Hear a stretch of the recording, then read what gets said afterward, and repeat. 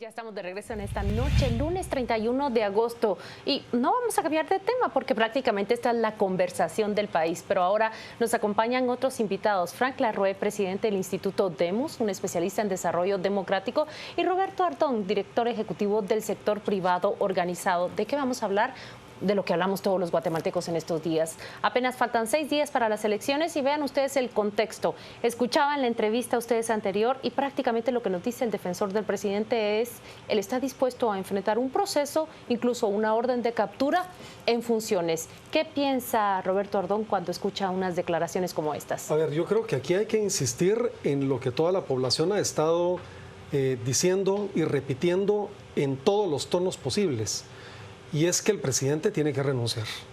Es decir, no podemos darnos el lujo como país de pasar por el trauma de un presidente que, a pesar de que su población le pide entregar el cargo y separarse del cargo, se aferre a él tratando de utilizar cualquier mecanismo y que pueda crear estas paradojas que se han mencionado en el debate anterior que tuvo lugar aquí.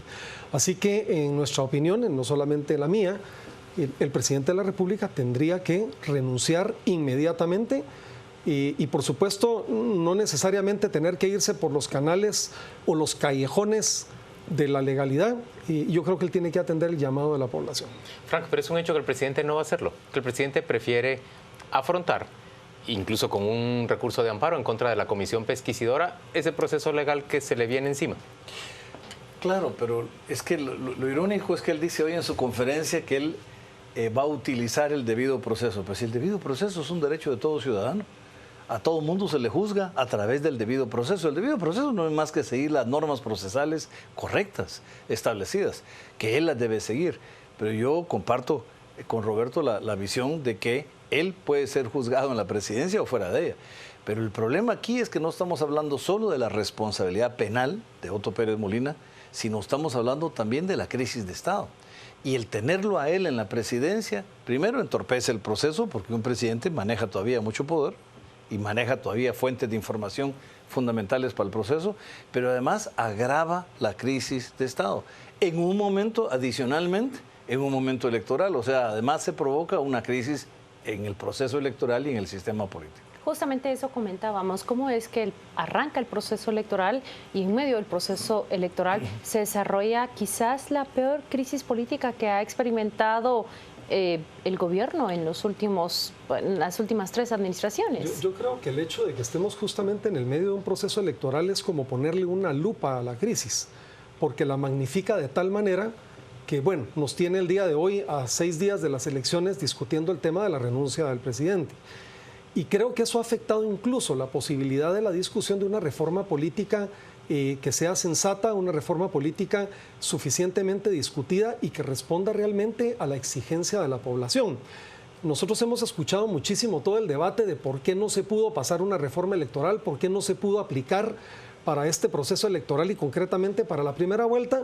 La explicación es que efectivamente ocurre en un momento en el que ya no era eso posible.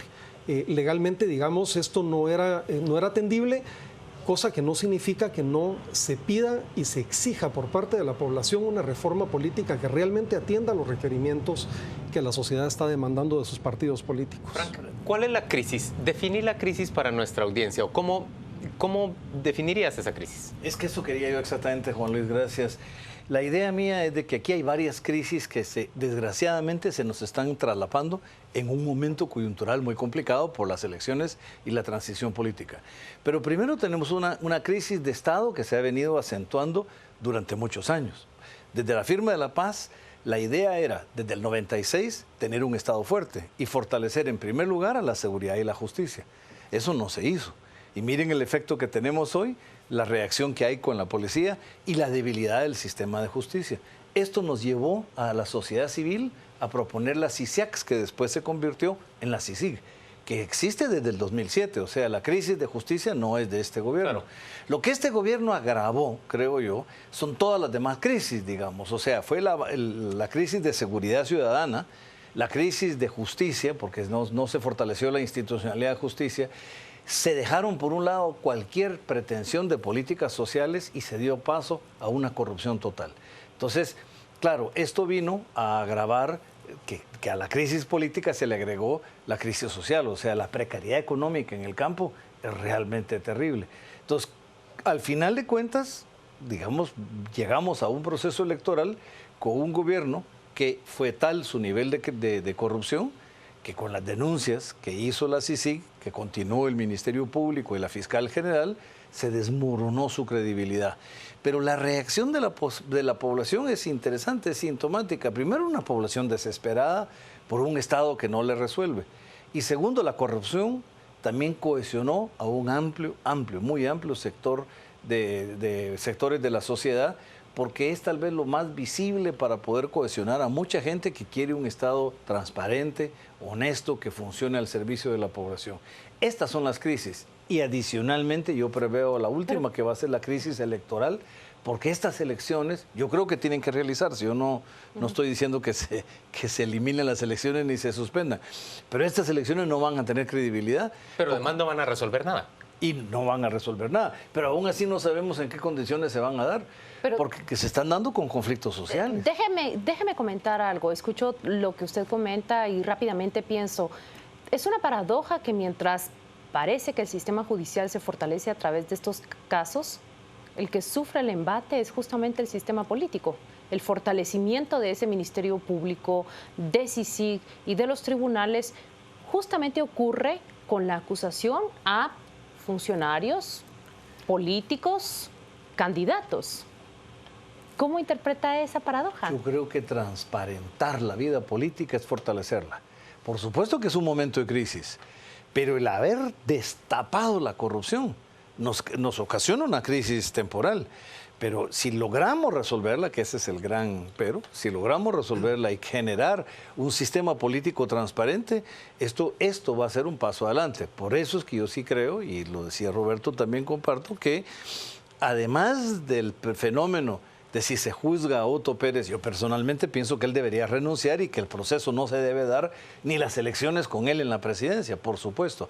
Pero el Congreso de la República, adicional a los 105 votos que deben emitir mañana para eliminar la inmunidad y permitir el antejuicio, tienen además, y permitir el proceso penal que se inicie por parte de la Corte Suprema mandando la causa al juez, yo creo que es importante también que efectivamente en este momento el Congreso también reflexione sobre la reforma política, porque ha sido muy cómodo para el Congreso de la República enfocarse y enfocarse en la crisis del presidente y de la reforma política que les beneficia. Señores, pero una pregunta obligada es, estas elecciones, Roberto, realmente no van a resolver nada. Decías, sirven como un lente aumentador de la crisis.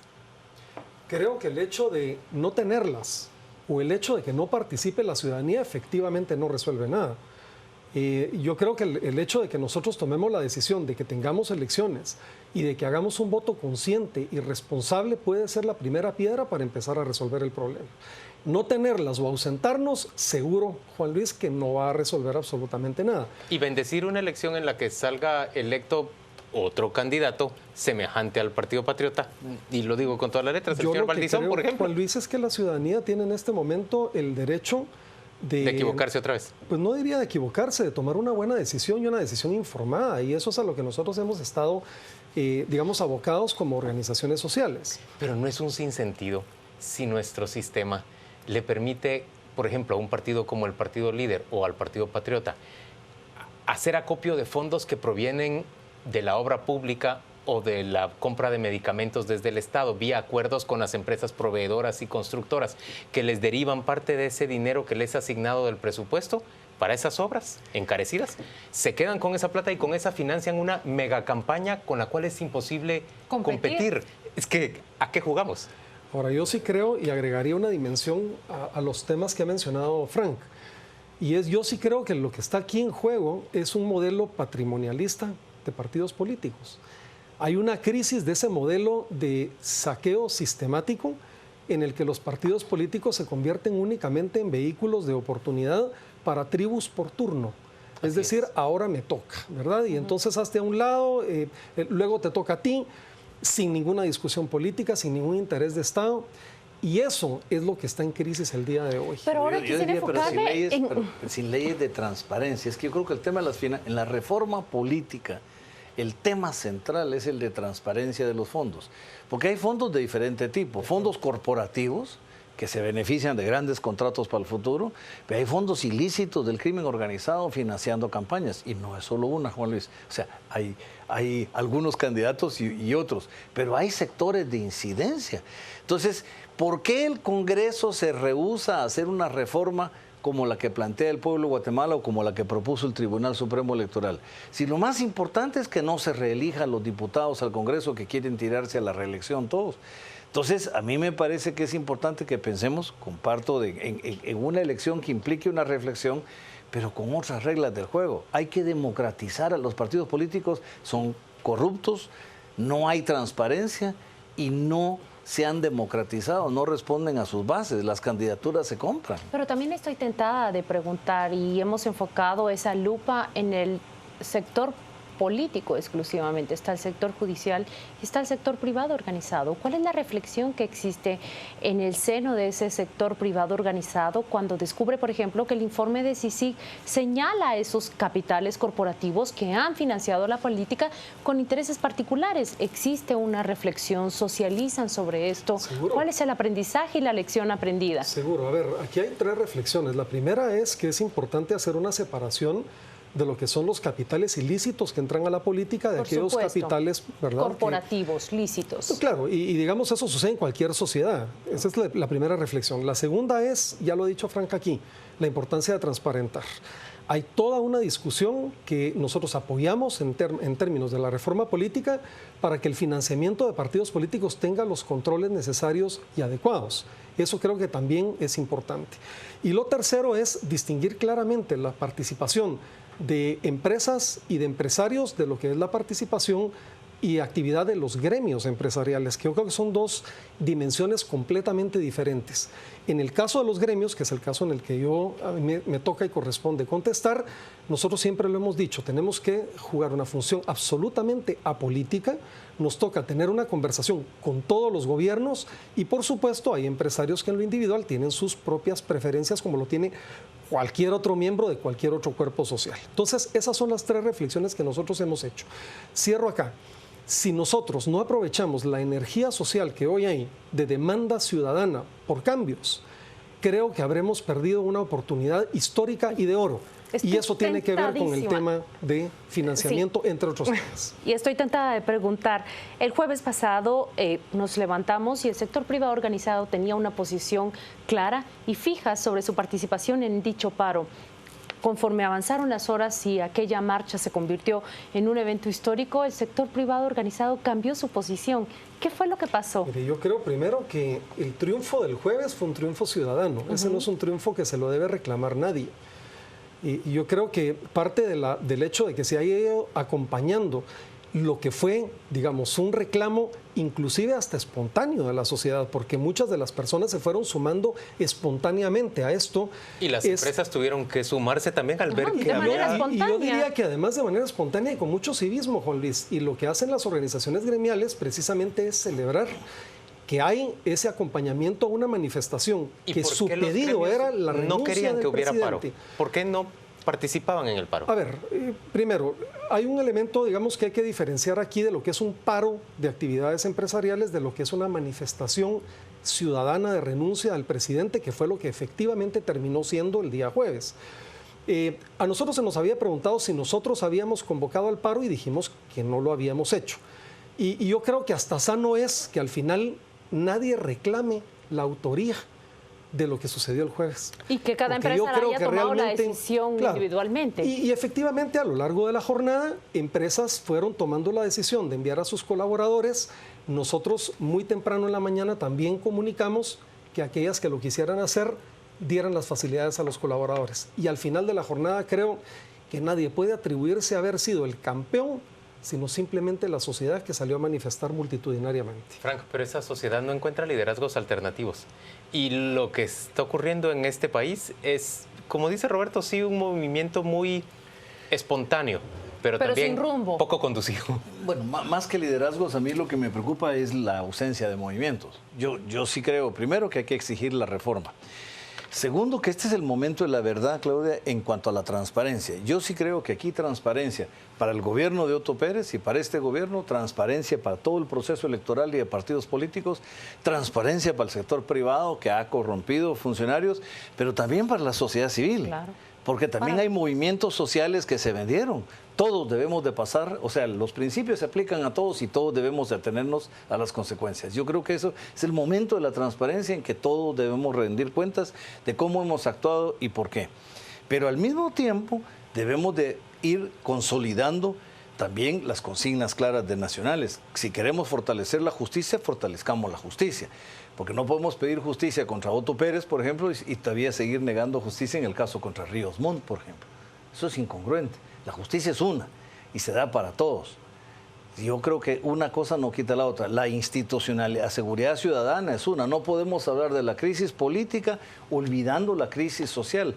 La violencia que va a haber, creo yo, tristemente, en este proceso electoral se va a dar también en las zonas de conflictividad social. Entonces, no, por eso yo decía que las diferentes crisis que se acumulan no las podemos disgregar. Tenemos que reaccionar en una visión de Estado conjunta. Y este es el momento del cambio.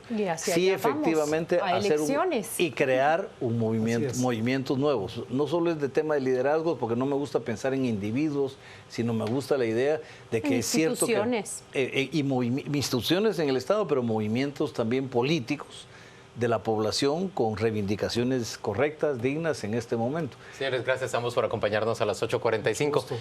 Vamos en este momento a la pausa comercial y volvemos dentro de muy poco con la información de los deportes.